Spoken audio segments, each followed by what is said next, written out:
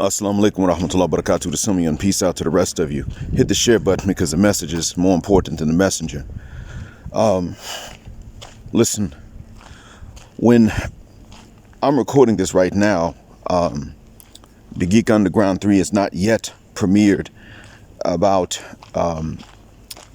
the lady in India or from India writing and saying that she's pregnant. The husband doesn't know he's not the dad, and an Indian columnist answering her with an op-ed about how the law's there to protect you, and he's responsible whether he knows it's his or not.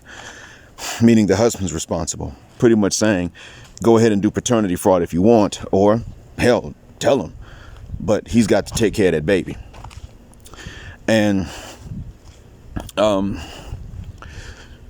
I want to tell you all what I've learned, and I learned this a long time ago.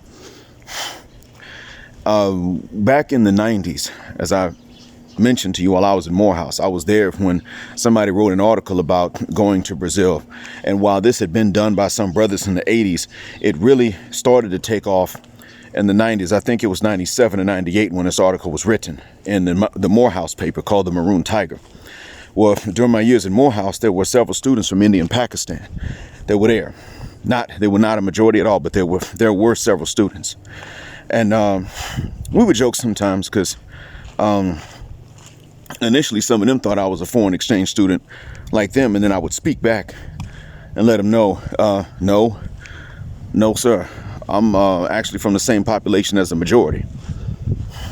But I met some of them, and there was one Muslim fella from India, and he was a year ahead of me. And one thing he told me was that he said he was going to have trouble with women his whole life because when he was growing up, his mother was a feminist, and that his sister could hit him, but he could not defend himself and he could not hit back. And he didn't know what this was about for years till he realized his mother's political views about gender. And of course, my answer to him was that this was a gender inequity. And I said to him, this has left an impression upon you, and you must understand that you cannot try and get with black women, and white women ain't gonna respect you either already because of where you're from and your background. Sisters are gonna make it hard as well, and when they find this out, they're gonna be really mean. Matter of fact, it's probably gonna be the same for both races of American women. And I told him, look, if you hit a woman, they're going to see you as a chump and a wimp. But in your case, they're going to see you as one if you don't. So you have a lose-lose scenario right there. And he said, so then what I'm supposed to do? And I told him, you have to leave these American women alone. Now, this is a conversation that happened before the movie The Matrix came out. So there was no vocabulary such as red pill, blue pill, none of that. There was no manosphere, white or black. The internet was relatively new. You understand, gentlemen? India's had a goddamn problem for a long time. There are videos of wives hitting their men. Y'all can talk about him and them Indian men put it down on the women. No, they don't. I mean, the tradition may be one thing, but it's changing. There are videos of wives hitting their husbands with the cameras rolling, with the husbands filming it, because they're in similar situations. And the law there can be actually worse because, see, once you get married in India, once you marry,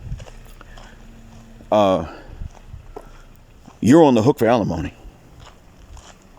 And that's the man that's on the hook for alimony. That man is on the hook for alimony until he dies, she dies, or she remarries. Now, when these women marry and divorce and they collect alimony, do you think they're ever going to remarry? They will not do it. They absolutely will not. They have a boyfriend and never marry him. Last thing I'm going to tell you all is that consider the culture of India, then consider the laws and the new feminist environment. Draws ain't easy to get in India. So why the hell do they have breeding parties?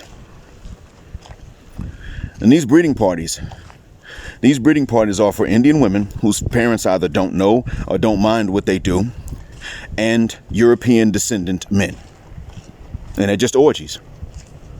And the women's hopes And these men that are there don't have to be in the country as residents. They can just be there short time on business or as tourists. So these are orgies in which the women are hoping to breed some Anglo-Indians. This is in a society in which getting them draws is very difficult. They're very conservative about that, unless you're a colonizer.